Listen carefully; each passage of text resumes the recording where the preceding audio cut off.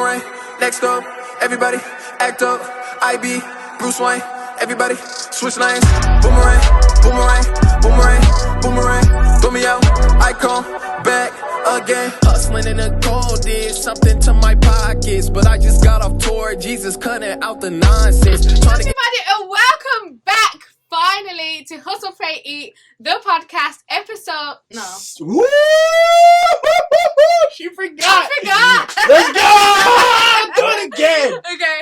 Hello, everybody, and welcome back finally to Hustle, Pray, Eat, the podcast. Episode 65. 65.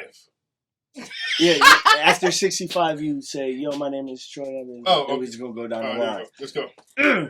Hello, everybody, and finally, welcome back to Hustle, Pray, Eat, the podcast. Episode 65. My name is Troy Anthony Evans. They call me PE. I'm MarkTheBaddGuy. And I'm Jade, also known as Miss Teapot, because we spill while the tea's Peas hot. everywhere. And the tea has been piping for a long time, but we haven't got a chance to sit down. Why is that, Mark? Yo, it's been, it's just been a storm of everything. Mm-hmm. Good news mixed with even better news. You know what I mean? Am I crushing you, Mark? Huh? It's like your shoulder, like I'm Oh, too close to you. no, I'm good. You No, good? I'm Okay. relaxed. You know, it feels like the city bus in here. But it's cool. You know, I'm good for it. It's like the cheap flight. Spirit. Frontier. Stuck. No. Great news, man. I had a daughter. Yeah. So I look back. This is our 2-year anniversary also. Oh, yeah, it is. This is the start of November. Happy 2 years, Mark. We need candles. It's been wonderful. Yeah, it's been it's super dope. I watched the first episode and Mhm. it's like me trying to get Maverick adjusted on my lap. Yeah. And I was just wow. like, whoa. Wow. He He was was a a little little- baby. And he had his little baby onesie. I watched it as well not long ago. Yeah. And I was like, oh, look at us, man. We actually doing this. So what's different? I have multiple children. So I want to ask your opinion. So what is different between having one child and then having a second child? And what's the difference between having a boy and having a girl now? I mean, yeah, that's a whole situation in itself. Just trying to understand diaper changing. Oh yeah. You know, there's some adjustment that you got to do. You know, if you can imagine. Uh-huh. But the biggest thing is our schedule right now. Trying to figure out. Oh yeah. Well, one sleeps every like 20 minutes and wakes up and want to eat. One wants to play on a tablet and your phone. One just wants their mom. You know, so, you know, me and Allison, we split it up. I take Maverick, she takes. Yeah, I mean, you know, spread the ops, but, you know, it's still all our kids. So, you know, cooking dinner is different now. Yeah. Everything is completely different. So, you know, I love it. I enjoy it. But pray for my wife because she doesn't get a lot of sleep. She gets a lot less sleep than I do. Yeah. Maximize on the sleep, Ali. Yeah. Congratulations on the child. That's amazing. So that's a huge difference since the last time we sat down. You said you haven't been here since what, April? Yeah. I think that's an exaggeration. Yeah, I feel like April or May. No. Yeah. You've been skipping out. That's fact. Yeah, he has. No, because I think we cut when we start planning for the conference. Yeah, but I feel like I've done it, right, since then. It hasn't been that long. I think it's only been 4 weeks since I haven't put one up. We could check. You can. We'll do some fact checking. Well, yeah. Yeah, because the last one before the interview I done with the winners, which I dropped after the conference. Before that, It don't count. that it doesn't count, but the week before, a couple of weeks before, I done one with Kurt. Oh, okay. I mean, Mark hasn't been here. Yeah, Mark has not been here for a while. Definitely hasn't. But that's fine. I'm here now, guys. Let's not dwell on it. You're not going on we have a lot of catching up to do. in a We short do. period of time. Okay, so let me just say this, people. P has been trying to get me and Mark to do a 40-minute episode since November of 2020. So Yeah. that's 2 years straight. He's been on us about our time. But P, you know what it's like when you sit here and then we get to talking.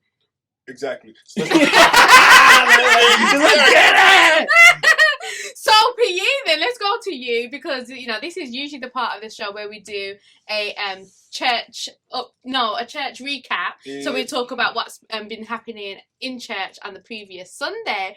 But so much has happened and is happening with the Edge right now that directly affects your life, which is public knowledge already. But for those who watch the podcast, it's a different audience as well. Yep. So talk to them. What's going on? Yeah, I'm old.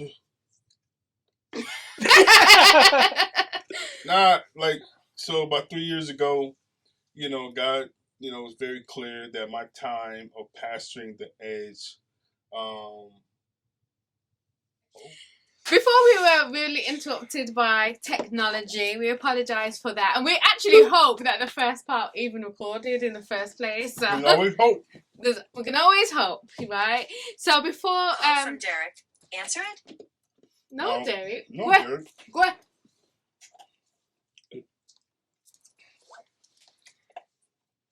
Yeah, Your case is nice, Jade. Oh, isn't it lovely and sparkly? Wait, where's the camera? It's nice, isn't it? Mm-hmm. I hate it. Why? I don't know. Because you well, Joe. Yeah. Sure. Anyway, as we were saying, our church recap directly affects UPE. Yeah. So do you want to talk about that? Yeah. Like I was saying, 3 years ago, disobedient. Knew that God was telling me to that my time at the Edge was as a lead pastor was ending. Mm-hmm. Just did my 3 years in the wilderness, ripping and running, trying to figure out maybe I do this first, do that first, and then I guess it's been about a month now, right? Yeah, about a month ago, I had a church, bumped into a weird dude in the bathroom, talked to him for a second. He literally mentioned something about his transition or something like that, into doing literally what I do. Mm-hmm. I literally did not see the guy again at all. Well, I was I in think the he whole was an service. angel. I don't know. I think God sent him to talk to me to remind me of what it is that he told me to do. And then after the service, me and Dawn left, got in the car, and basically we came to the conclusion that January 1, I would be done being the lead pastor here at the Edge, which means we will pass the mic to Kurt. And that's huge because you don't see that happening. You see like pastors die out of their position or they go out in scandal and stuff like that, but you are just being obedient now. And I think I remember like a couple weeks or like a week before that, I think you were talking to me about it, but softly, because I remember you saying, I had a meeting. They had a meeting with one of your mentors or something, and he told you something about letting the Edge go. Oh yeah. Do you remember? Yeah, oh yeah. And I was like, that was maybe a couple months before. Yeah, and it was like so. And you've always said that you don't want to be a pastor of a hip hop church at 50. I forgot about that. Yeah, and you said I was reminded. Yeah, you said that back to me 5 years ago. but then I've been trying to chase the man for 20 years. Yeah, but then 50 came quicker than like probably any of us expected. Because you turn around and it's like, it's now. So you had been speaking about it. So it's definitely something that God was trying to hint at for a while. It's something. I get a chance to consult churches all over, all sizes, and to know that churches have church splits.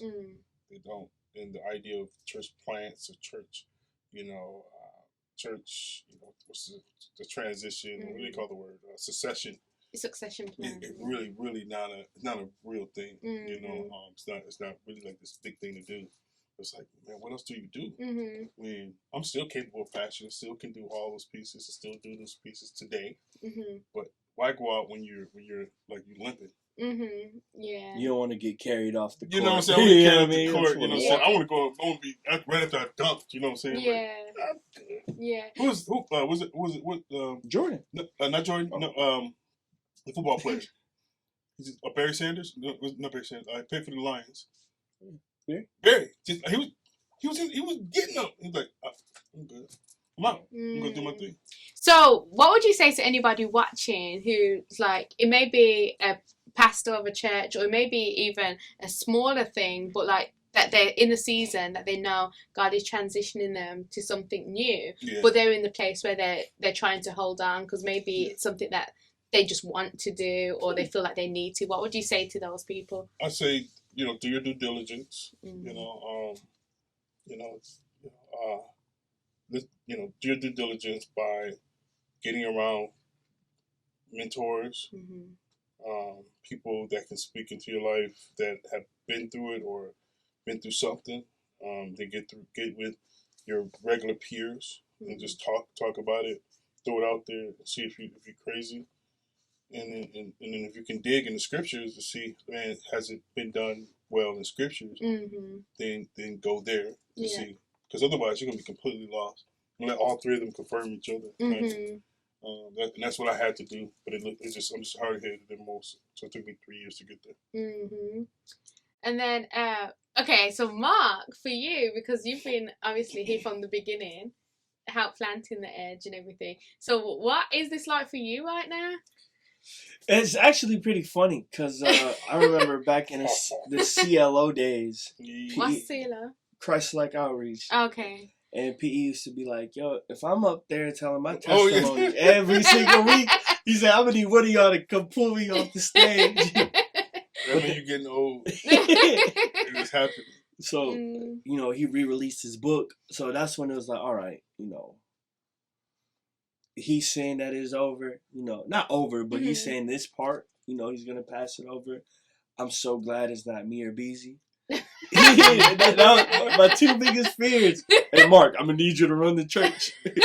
Or Beezy, I need you to run the church. It's like either one. Right? So, thank God it's Kurt. I mean, he's been doing it for a year and a half already. So, like, it just it feels natural. It feels like time. Yeah, it feels like time. Yeah, I mean, it's supposed to happen. So, I'm grateful, scandal free. My uncle finished strong. Ain't none of those crazy. And we had a whole episode about that, like finish strong. Like not everything has to end in scandal. Like you know what I mean? Like a big blow up. Yeah. And what did you say, Mark? I hate Mark. So I'm leaving the church. Like there doesn't have to be any fallout. There doesn't have to be a sin issue for you to just move on to the next thing. Y'all talked about that already before? Yeah, we had a whole episode. It's called "Don't End in Scandal." Man, I love it. And I think talking about then what's next, then PE, because you're not retiring from ministry. You're not even leaving the edge. So can you talk? What are you gonna do? Yeah. So people always wonder like, what do I actually do? Like, because I always say that the edge is not my primary source of income. It's not my job. It's the ministry that God has called me to do. Yeah. You know what I'm saying? So what I do is the easiest way I can explain it is that I'm a strategist. I go with ministries, primarily churches and denominations, but then there's other nonprofit organizations and sometimes businesses where they're basically deciding that they want to expand, they want to grow. Yeah. And for the church, it is growing their discipleship and church planting and reaching their community. And so we've always done that, and we do it through a medium called Nitrogen, which is a church planting network. And that's what we've taken all over the country and beyond to do, and we have literally a process on how to do all those things. Yeah. And so that's what I'll be continuing to do, but really pouring lighter fluid on it, because that's an intricate part of what the edge has always been. Nitrogen has always been in the core. The existence of the edge came through nitrogen. We went through nitrogen boot camp to plant the edge inside of a tree house, literally a tree house. And so it's just like in the tree. No, it wasn't in the tree. It was a tree house that they built inside the church. And so that's where we chose to take our leadership team into that treehouse to start planning. Wow, that's cool. Anyway, so yeah, so I'll be doing that. So we're restarting the whole organization. There'll be a new website. There'll be new everything over the next month. So still busy. Still busy. Busier than ever. Busier than ever. So that's exciting. No, I'm excited too, and I think like it does mean though, you being the lead pastor and you have so much attached to you, everything has to shuffle. Oh yeah, we had that conversation in our team meeting where it's like, and hopefully with the church, we're saying like it's not just. And I had it with you, Mark, and you, Stephen, and Percy. I think y'all met at our house. And saying that it's not just me and Kurt switching.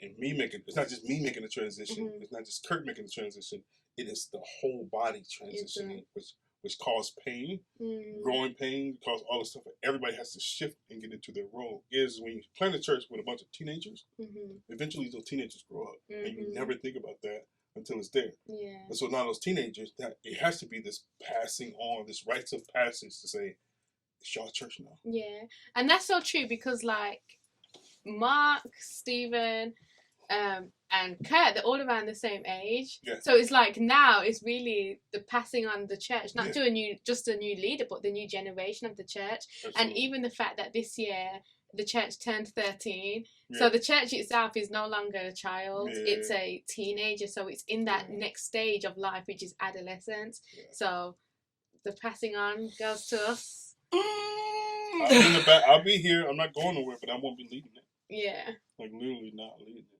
Yeah. January at 12 a.m. And we're literally passing the mic. Literally. So we got to talk about that. I think we should drop that. So we are literally on January, on New Year's Eve, we typically have something. This year is going to be different. This year is going to be literally the passing on of the church. You know, so we call it Pass the Mic.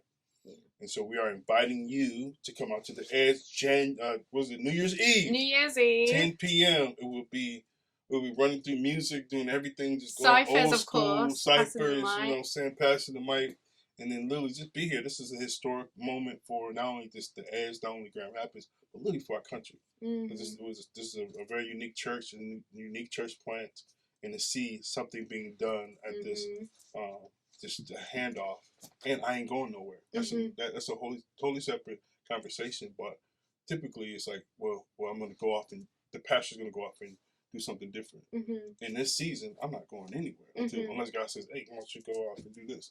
But at this point, it's like, no, stay here. They're very different. And that's the thing, like for any of you going through any change like this, or smaller or even bigger, like change. Is it recording? Yep. So I was saying though that change can be it can be scary and it can be different, but it doesn't have to be a bad thing. You know, it can be exciting. It can be like, you know, going into a new year is always exciting for me, but going into a new year when the whole church has shifted into a new season, and it's kind of like a fresh start but legacy at the same time. And over the past few months, P, you've spoken a lot about people's paying so much attention to their history that they forget their legacy. And can you talk just very quickly about the importance of legacy and having some kind of focus on that?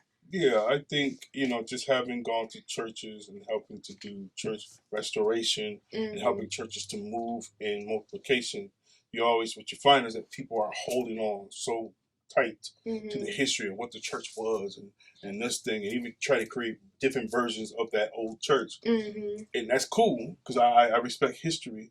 But if we get so hyper focused on history, we will miss our opportunity to launch into real legacy, which including younger people, which includes older people moving out of the way, or even people moving out of the way, so that things can happen. So let's not focus so much on history. Let's put our mind on legacy, which also includes the history. That's the thing about it. It's both then. It went out again. Sorry again, everybody, of the switch up. The audio may sound different. We have to record on the phone right now, but this iPhone 14 is amazing. Thank you for P for being here, because otherwise we'd be left out here without a camera. But we were talking about legacy and the importance of looking forward to legacy rather than holding so tightly onto history that you don't move forward, or you don't move a thing forward.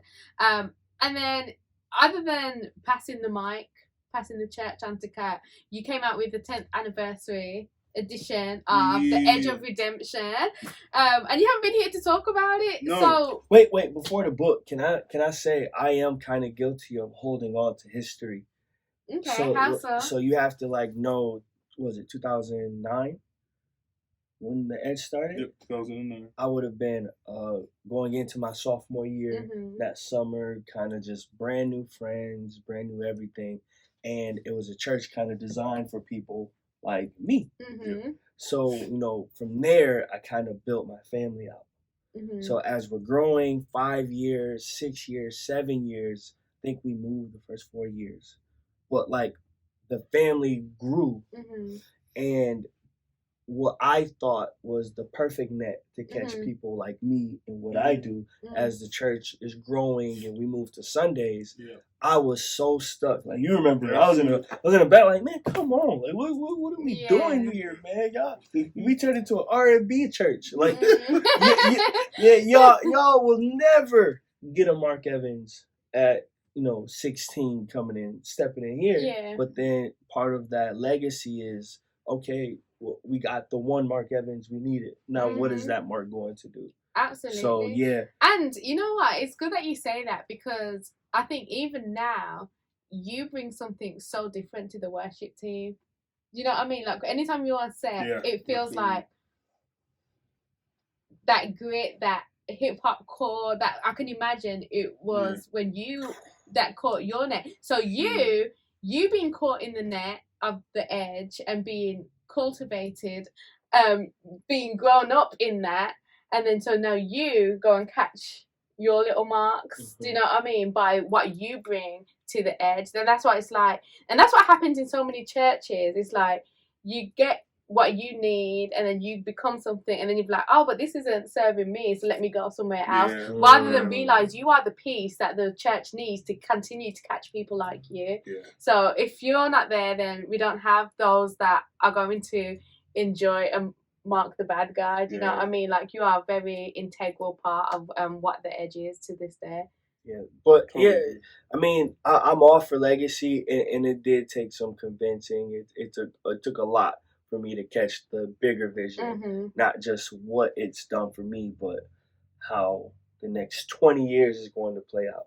Yeah. And if we stay with the music and the style that Mark likes for 20 years, this boy really might be cleared out. Yeah. Unfortunately. That's why we get a taste of it every once in a while. Yeah. Like Mark's own youth service. Yeah. You know Mark's no longer youth. Mark is you know you have a youth Sunday? Yeah. It's called Mark Sunday. Mark Sunday. So Mark get his way 100%. Beacon light song. You know when it's happening because you hear it. It's like, this is Mark's day. Yeah. Oh, talk about Beacon Light. Congratulations to our brother. Congratulations to our brother. I call him Beaks. So congratulations, Beaks. The only person who I know. I said to him one day, does anybody call you Beaks? And he was like, no. Like, well, I'm going to. So congratulations to our brother Beaks for what he done. The Creed 3. Yeah. The trailer. That is amazing. That is huge. You know, man, I get a chance to talk to people, and they ask me this question. So how's the guys doing? What are they doing? And just like, and he's talking about everybody that's come through the edge. People are talking about people that come through the edge and what they're doing. It's just, I can't keep up, Like, it's just boom, boom, boom. All these bombs from every person that's on the move, that's staying on focus. They're going and doing what God has called them to do. Whether they're not all here anymore. And that's part of that legacy moving forward. And Beacon, he started it all, man. Like, at the end of the day, it is what it is. What we know is Christian hip hop in this region. There needs to be some big ups to that, man. He needs his own hip hop street. And I can't wait till he's back in town so I can sit down with him because I really want to hear his story. And Uncle Beacon. Yeah. And then like all of like you said, the guys going out and doing what they do. And AV, this last week or whatever it was, he won the rap tournament. Yeah. That was huge as well. That was good looks. And then we'll talk about the Doves in a minute, but you're still talking about your book. I know. Book, it's out. Go get it! You know what I'm saying? Hey, drop the thing on the thing. Oh yeah, there you go. Then we can move on. Let's get all right, let's stop right here. Mark, could you go and make sure it's on still? Got you. I don't know it. Yeah, it's still rocking. Okay. Have you got space on there? So in between, it's a terabyte. Okay. Woo! So are you I'm sorry. I don't know what else to say. I didn't know how to say that humbly, Mike. But I keep my humility intact. When on your phone, you got a T-boy. That's a T-boy right there. Terabyte. We could be in it tomorrow. Cinematic. Man, what are you talking Cinematic about? mode. Wow. Whoa. Yeah, So I don't think we got. But in between topics, we can check. Oh, goodness. I love it.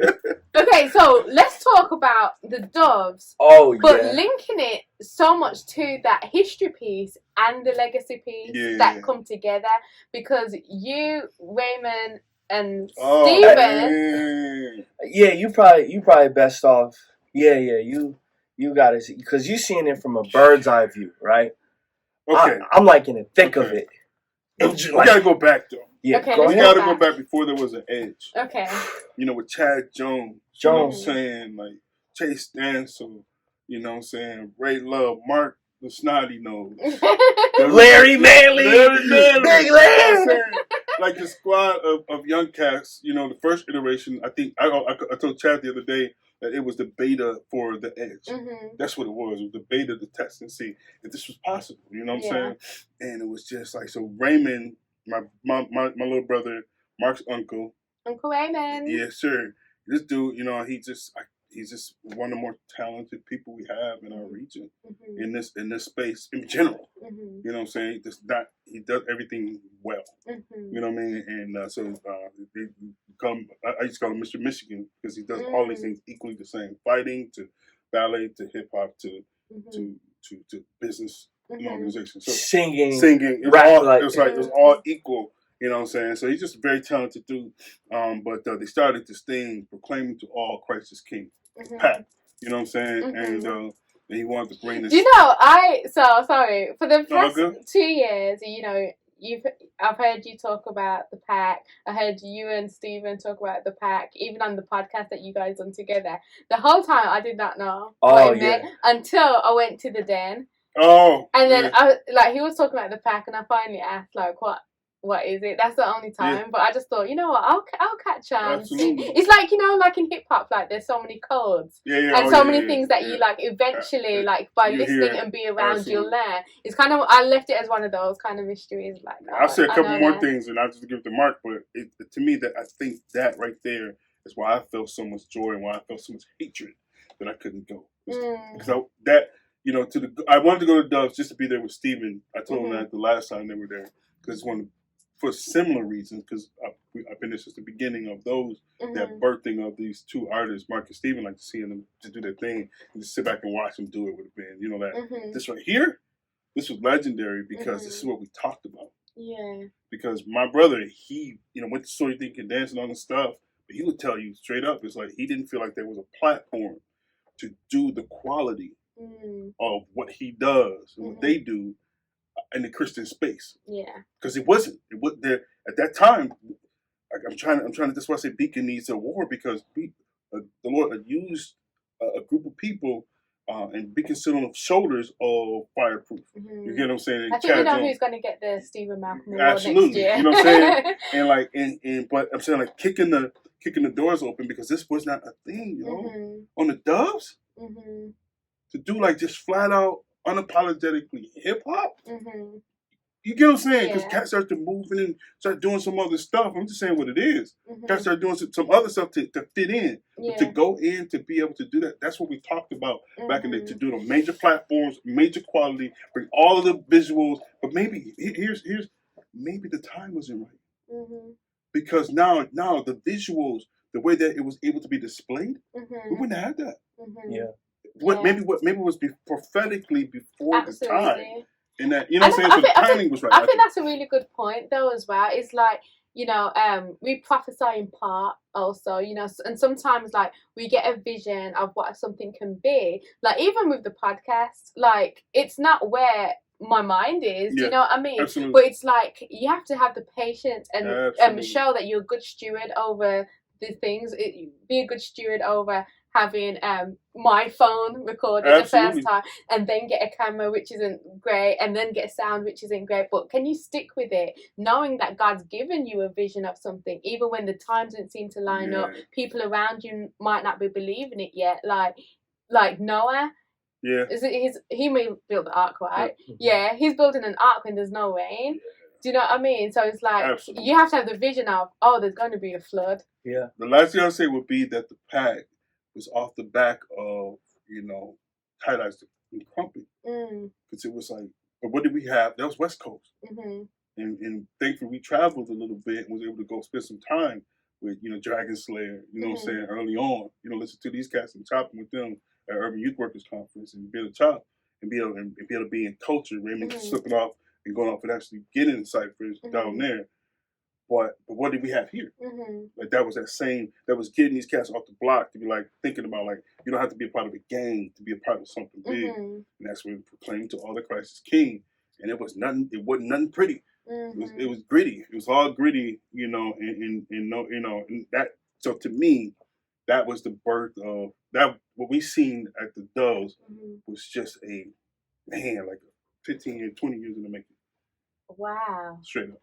Wow, that was because it was a proud moment for me, and I've only been around the last 5 years, so I can't even imagine what it was like for you, PE. Like, I don't know if you heard the video that was posted, but all of us was in the background. We had a party. We had a party. We had chicken wings. We had like like we do a fight. Yeah, like we do with fight night. And then we had a whole worship session after till 1, 2 in the morning.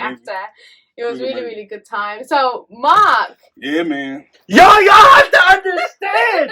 Listen. Yo, so, I mean, I'm going to start with bad news because, naturally. Mark the bad guy. Yo, I've seen my uncle do this. Yeah. Yo, he's everywhere. Good and bad.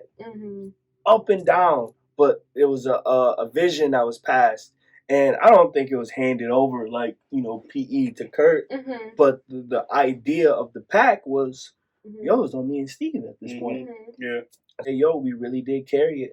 You see us do the handshake every show we do. People, people know. You done it on the first time you was on the Doves? Yeah. You and Steven done the handshake on there? Right, yo. So, like, people know, but people don't really understand. We never get busy. We won't forget BZ. BZ he's been holding it down on the rap tip, but even BZ had his ups and downs. I'm saying steadily, we here at the church, we're meeting up, we're still talking about it. We're still, that's still our mission. You know what I mean? It did not change. And for little Mark, dancing with Uncle Raymond to, Mark now teaching Steven at CC how to do a performance so he can go out with us to New York to do it. To now Steven's coming back and saying, hey, yo, I got this show for you. It's called The Doves. Super. Like, yo, we had to explain what The Doves was to Uncle Raymond. Like, yo, it's a really big award. It's like it's a huge stage. Everybody's gonna be there. Like, okay, like who? Everybody. It's CC to Toby. It's hard to describe it. Just watch last year's kind of situation. So I love full circle moments, and that was definitely one of those like, yo, I get to dance with the guy who taught me how to dance, and my brother that's been taking me around the country, and it's like smack in the middle. Yeah, I messed up twice. It was aired too. Both of my mistakes was on air. I didn't know it. Yeah, I didn't notice. Well, maybe it's just the dancer in me. At least the ball didn't drop and roll into the audience. That's what I was scared. My goodness. Yeah, but just that moment, it was very surreal. I was not nervous at all. You wasn't? There was no nerves because it was like, yo, this is what we do. This is how we get down. This is like a session with all of Christian music watching us. The Doves. There's some people in here that will not know what the Doves is. Oh yeah. Sorry, the Dove. Especially us Brits. The Dove Awards here is a celebration and an award show for Christian music. So anybody going through BMI or ASCAP who submit their music is a committee of people that award. So usually the Toby Macs, the Chris Tomlin, the CeCe Winans, those artists, those really big festival for king and country type artists, that is where they receive their awards. Unless, they get into the Grammys. But for Christian music, this is like our Grammys. Yeah. It's a big deal. But the Doves was crazy. I told Erin that I'm gonna host it one day, and she told me I can't. she was like, "No, I think you have to be famous for that."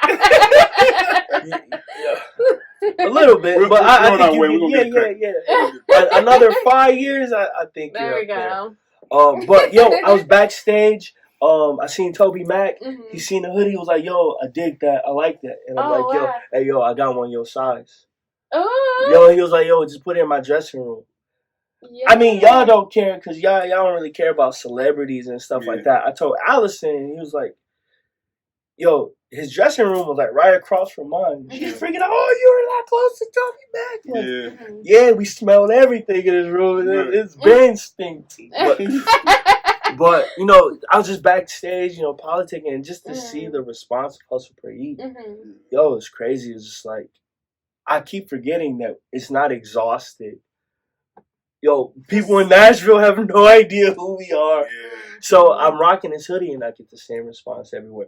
Uncle Raymond was on a plane with me, right? We both wearing our hoodies. And we get stopped literally at the gate, getting off the plane, anywhere we sit down and eat. It's just like that response. Everybody sees themselves in inside the shirt, whether it's one of the three or all three. And it's a great feeling, man.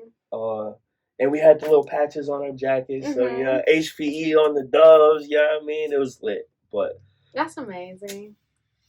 Definitely a great weekend.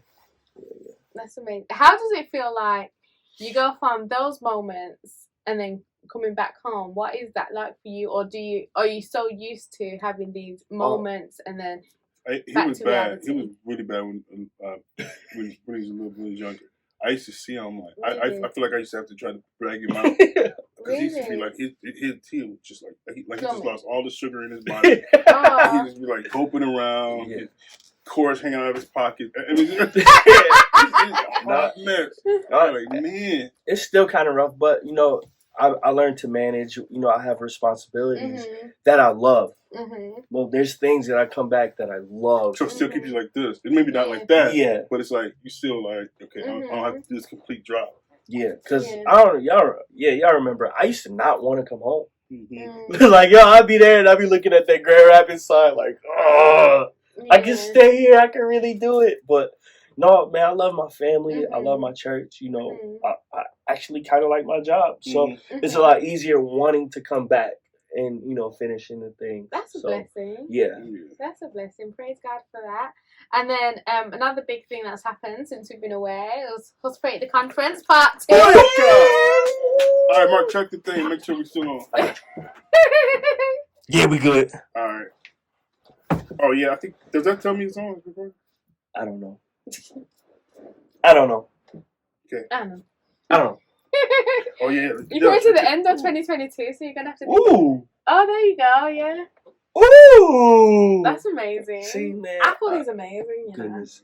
Hustle, Pray, Eat the Conference number 2. All right, we gotta go backwards first. Yeah, let's go backwards. How we were feeling? How were you feeling? I can talk about me. I know how y'all was feeling. It was kind of like the goal was to shrink it. We wanted to be more regional. Last year we shot for, hey, it's our first run. Let's just see what happens. Let's throw this really big rock in this really big ocean and see what ripples come out of it. This year we got a lot more focus, and we just went for the Midwest. We said, yo, this is what we want to do. Mark had the terrible idea of doing it in September, thinking it's going to be significantly warmer. For the sake of a t-shirt that we didn't even get in time. For the sake of a t-shirt. We did not get on time. And so, I want people to understand, like, it pushed our planning time. Well, it didn't really, but it's like there was so much going on around that. I think that's what it was. It was a feeling so much going on around that same time. Everything that was going on. My birthday was a big deal this year. The book launch, the church anniversary, like everything was around that same time. But Mark said he wanted to do September, so we said, okay, Mr. Hustle Pay will do We'll sense do what you say. right? Now, people don't know that we vote on everything. Yeah, Three of us everything. vote on.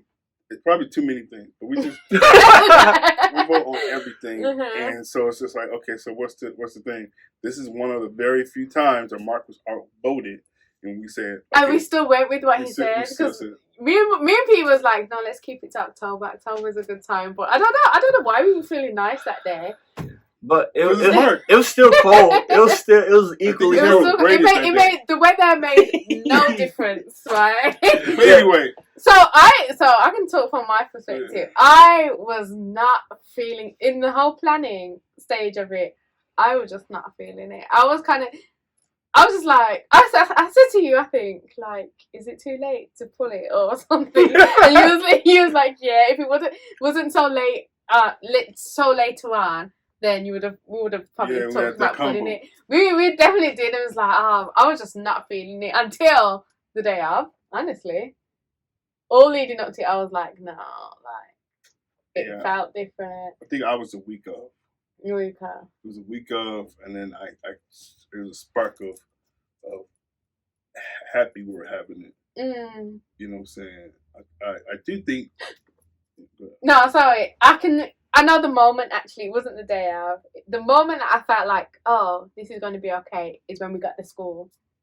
No. Yeah. When we got to school, and because the one thing that everyone said from last year was the logistics of getting to the workshop rooms and stuff like that, and like we was thinking, oh, and it was a lot that we had to still get ready in the church. Yeah. If we was to have the whole conference here, there was rooms that still need to be cleaned and all of that stuff. And remember, I'm like in charge of that, so I had all of that going on. As soon as we got to school and we could have our lunch over there, we could have every workshop, everything. It was like, oh, this can be really good, because it took such a weight off my shoulders. Yeah. And that was the moment I felt like, yeah, we're gonna do this. I thought the same thing, just a week of and spark. But I really think when we confirmed, I had a spark, a big spark, when we confirmed that I was doing Joseph was coming. Oh yeah. Because I thought that would be a nice component with, you know, a lot of sentimental reasons why, but I just felt like it would be a key component to bring it all together so that we can get down to the base of what we, you know, we are a hip hop church, right? And so like to have that component to be a major component, unapologetically do that. Yeah. Like this was a major thing that we were doing and so that made me feel like, okay, you know, Stephen's people will be here to see where Stephen comes from and be a part of that. That was a big deal to me. So that kind of like, okay, that was a big spark. And then later, it was I just burned out again. And then, so the conference though. The day. When that boy hit, it was just like, from that moment it started, it was just like, it was absolutely. It was so good. It was a conference I would attend. Absolutely. Yeah. It was. You know what I'm saying? So good. Yeah. And so this year, I really felt like, I think I done a good job last year. But this year, I felt like I was in my zone. Yeah. I felt like I was in my element. I felt like, oh, I'm actually good at this. Yeah. Do you know what I mean? And I think that came from like the responses I was getting, like from people. They just thought I was really good at conducting the interviews and hosting the whole thing. And I think because the first conference was really the first time I hosted an event. Yeah. Oh wow. Yeah, that was the first time, right? Yeah, the first conference was the first time actually hosting and doing live interviews. Yeah. Like obviously, I've done radio and stuff like that for years, but on stage doing things live, that was my first. But then since that, I've done a women's conference. I've done big ticket. Yeah. So I was like, okay, if I can do big ticket, I can do this. And I think I just enjoyed the interviews a lot more this year, and I think there was a lot of good content that came from that. Yeah. But then, so that was my first. Like the first night, I felt like, oh, because like the first night I'd done Scott Baker, CEO, founder of National Nail, and that went really well. So I felt more relaxed, and I had Nikki. Oh yeah, Nikki, that kept me MVP. Nikki, thank you, girl. You kept me sane. Like she kept me so sane. I think that was a huge part of it as well. I just felt like I could just do my job and not have to worry about anything. She was amazing. She kept on checking on me. You need anything? You good? And this kind of thing. She even walked around with a comb to make sure my fringes. Yeah, Nikki, we're gonna have I already a told her, like, I will need you again next year. But then, let's talk then about... So the next day, the Saturday, me and you saw each other at lunch. And we was like, yeah, we got to do it again next year. Yeah, Remember, that man. moment was like, Yeah, that this was is the moment. going so well. So are we confirming next year we're gonna do? We're gonna come back to you in 2 seconds. Okay, so that was all good news, all wonderful. But of course, this is Hustle Fate, the podcast, and we are here with Mark the Bad Guy. So of course, there's a section on our show, if you've forgotten, because it has been a while. It's been a little bit. We do have a segment of that show called Mark the Bad Guy's BaddNews.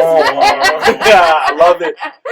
So Mark, what Man, you got for us? No, definitely, man. It's just been, it's more so on the lesson side, but kind of just highlighting the loss, you know, because it's hard to spell lessons without L's, you know what I mean? But the man, these last couple months really taught me, man, your downtime will kill your blessings. What was it? I said, don't let your downtime be your downfall. Yeah, don't let your downtime be your downfall. So it's a situation, right? I won't put names in it. But there was a story told to me about someone handing their phone over, cell phone, right? And the recipient seen nothing but booty shaking. Right?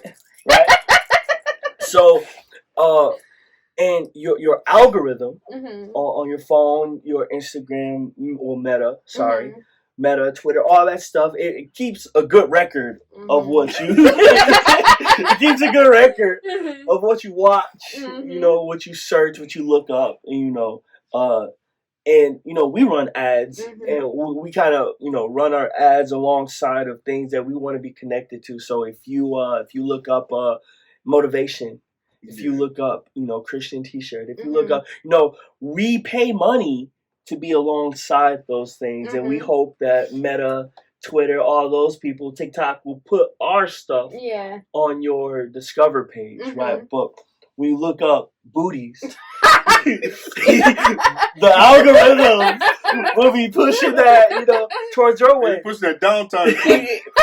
It's pushing your downtime because no one can really police what you watch. Yeah. Only you. It's you on the toilet. And whatever you're looking up on that toilet, it will manifest into your discover page. So I would hate to see more brothers and sisters lose grandiose opportunities with amazing people by trying to network and not having the self-control in your downtime. That will literally kill anything that you try to produce. Absolutely. And I spoke about this. So I preached a couple of weeks ago, and we was talking about dreams becoming a reality, and I used the analogy of a seed in the ground. And I spoke about the fact that what is the conditions of the underground stage is more important than when you're above ground.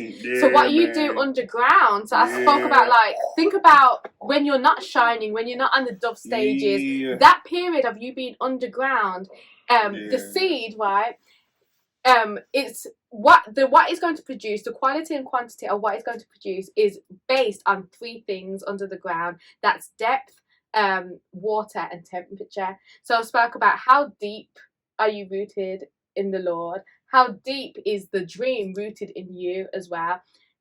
Water, what are you feeding yourself while you're under there? Is it booty shaking algorithm, or are you actually eating solid? Like, are you in your word? Are you having good fellowship, good conversation? What are you consuming? Right, that's the water part of it. But your temperature is how hot or cold are you? Are you lukewarm? Be cold or be hot. Because also with the seed, as the seed is taken in the water, it's called imbibition. That's the process, right, of it taken in the water.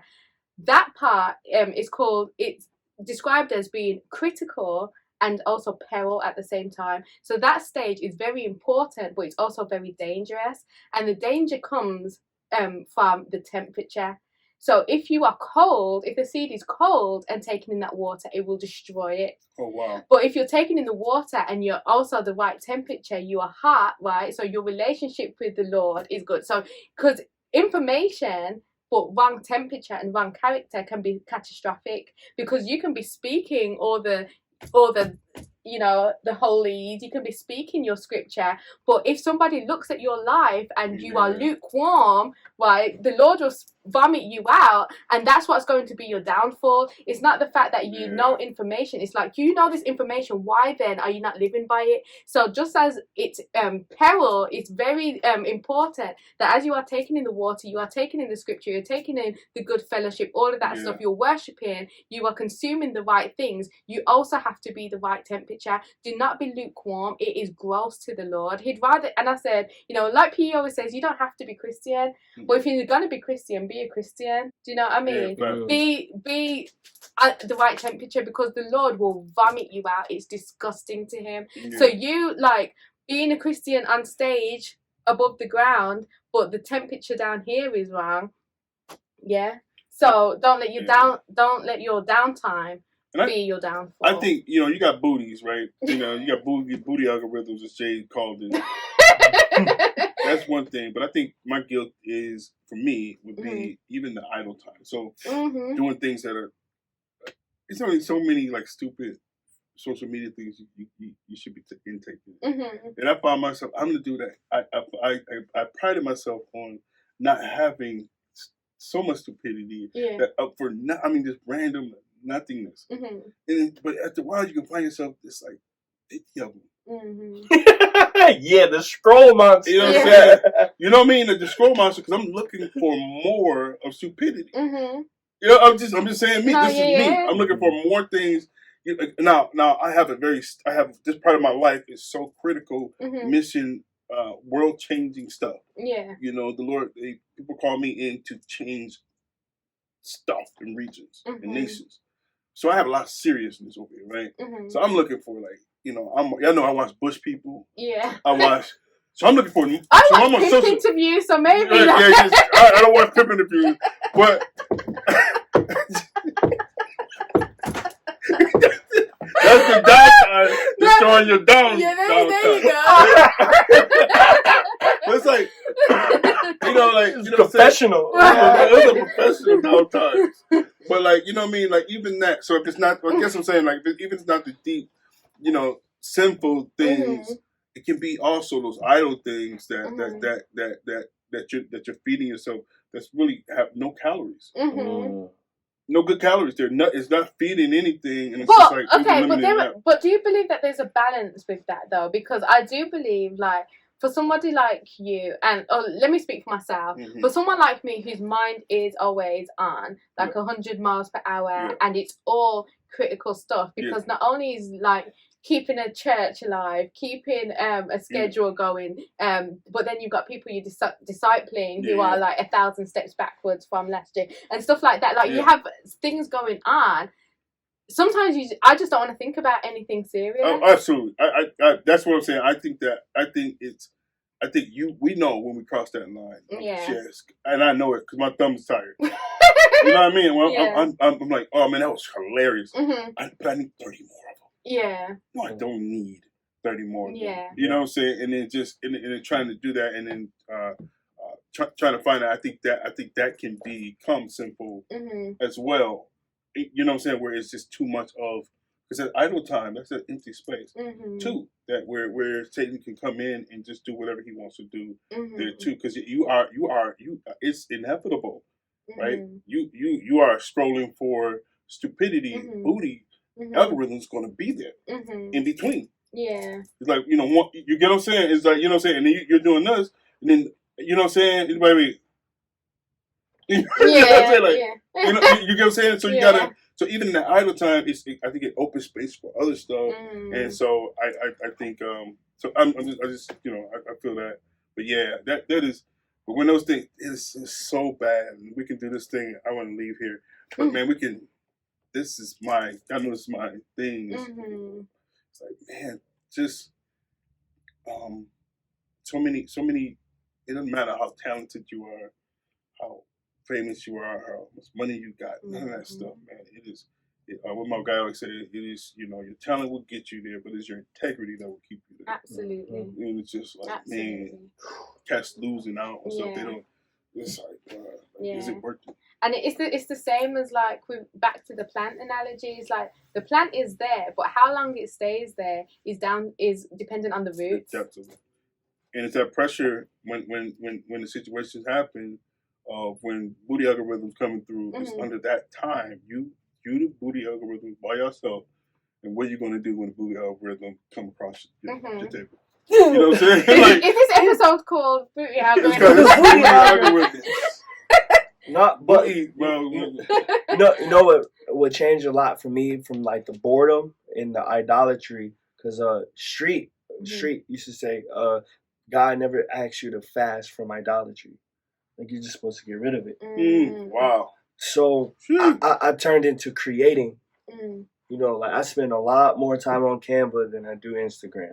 Yeah. Like, once I started getting Canva is amazing. Yeah, once I started getting my hands to work, everything, a lot has changed for me. Like my downtime is now producing. That's good. So you're gonna feed something. So just make sure you know what it is and you got that diet on point. And we spoke about that in the episode with Edify. So if you want to go back and learn more about that, we spoke about managing your appetite. Yeah. Yeah. So what we got here, people? All right, there you go. So there you go. That was Mark the Bad Guy's bad news, and I'm sure like you got a lesson from it because that's the goal of that segment, right? Unless it's the time where you just want to tell people off. But this episode, What are you drinking? This is Tell juice. people what that is. Yeah. Man. So I've been juicing 2 times a day. Just I don't know, trying to be a little more healthier. What's in that one? This is collard greens, strawberries, blueberries, and kale. Is it nice? It stinks, but it tastes kind of alright. Yeah, I would never do collards. I know. I've never heard of anyone juicing collard greens. So was it Jamel at the? So I was drinking some of his juice and it had collard greens on it. I thought, what? That's a strong green. It's a strong drink too, guys. Oh, that's good. That's on. Yeah. Try celery. I know a lot of celery, cucumber. Oh, you do? Yeah. Celery is fresh juice. I just can't do a big thing of celery juice. No. Celery and apple. With ginger. You got a pill of ginger? I think I broke my juice. I got a bad boy juice. Oh yeah. Come over Sundays and start juicing at your crib. It's a production. Oh, it's a bad boy. Okay. You just gotta go in the basement. Oh man, there it is. You do the back room. You gotta find it. Clean up all that. Bring out the juice and we'll be ready. Bring me some juices. I used to do the juices. I used to mama juice bottles to have. I used to have my own bottles like that. I used to have my own. I just line them up. Yeah, I got a little cabinet full, so I'm doing 4 days at a time. Okay. That's good. It's a lot of vegetables and fruit that go into making juice. It's expensive. So that's why it costs so much money. It's expensive. 1,000%. But it's worth it. I really like that guy. I can't say it. I would say mumbo, and I know it's not mumbo juice. Yeah. I want to respect it. Jamel, can you put I'll send you the link. Okay. But juices are amazing. I try to redo it, couldn't. So I will pay. He don't care. He just put it on there because you can't recreate. Yeah. 5, 6, 7, 8, 9. Have you ever had his juices? I don't. Oh, you were virgin. If you're into juices. Yeah, I remember you guys buying them at like events and stuff. He used to bring them to when we had concerts. He would make sure that our artists would have some. Oh. And most of the artists would just leaving it, forget to get them on the refrigerator, and I wouldn't say anything. Oh. if we are truly telling the truth. There you go. Confession time. Edit! We don't want to ruin that. I'm joking. No, I would take them. So. He was stealing. I don't remind he you. was stealing from the outside. I tell him what. Hey, yo, it's some juice. Juice somewhere in this building. But yeah, so Other than the Mark the Bad Guy's bad news, we have Miss Teapot Tea Time, where Mark the Bad Guy tries to get me to listen to Christian hip hop. Right? That's how they put it. Yeah.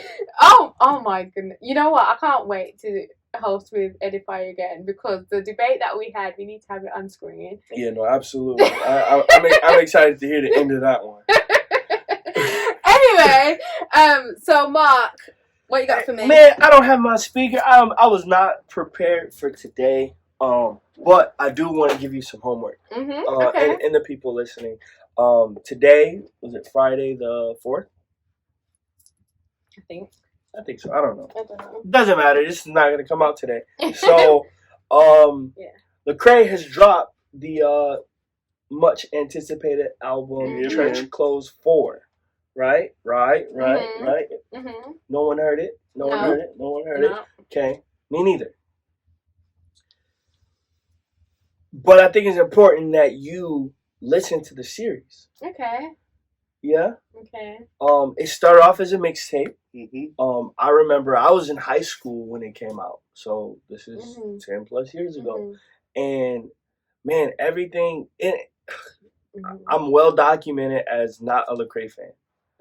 People know that about me here. I don't think we've ever had the opportunity to talk about it on a podcast. No need to. Water under the bridge. But I'm starting to hear the themes he was talking about in Church Clothes 1 and how he conducted himself. And, you know, Christian music has a way of speaking about the future as the past and the past as the present. Kind of, you know, like they'll say certain things in a slick way. They might be confessing to something, or they might be confessing it in a past tense when they're actually dealing with it. Yeah. I'm starting to hear the themes of, yo, the church is this way, I'm trying to be this way. And I rocked with it so much that I just didn't see what he was trying to say. Maybe underdeveloped ears or a young mind, young palate for music. But go back and listen to Church Clothes 1 before you check out 4. Okay. Because you have to give him a fair shake to say, yo, this is where he started with this series. This is where he was trying to take people. This is the beginning. And he said this is his last installment of Church Clothes. Okay. Which makes me really sad because I'm not a big, again, I don't run to Lecrae when he drops something, but Church Clothes is definitely, you know. It was something that was completely different for the Christian, because it was like he's making this, and it was very clear, like, yo, this is for, this is different. This is like, you know what I'm saying? This is a mixtape-ish, but it's different. This is a thing that is not meant for the traditional churchgoer. This is for the people that you live. The first album wasn't, the first cover wasn't like had a t-shirt, a hat, and some jeans folded out, and like that's who it's for. And like this is what this price for. So I'm gonna do that. I'm gonna listen to all of them. So I stopped listening to them. You know, I don't think I took the second one I really listened to. The third one definitely listened to. Yeah. No, it's definitely a you can see the work play out now. What he was saying then, you can see it out now. Yeah. Right? So before we listen to 4, you know, I would love for you to go through. Okay. First, do that today. Okay, I'll do it for sure.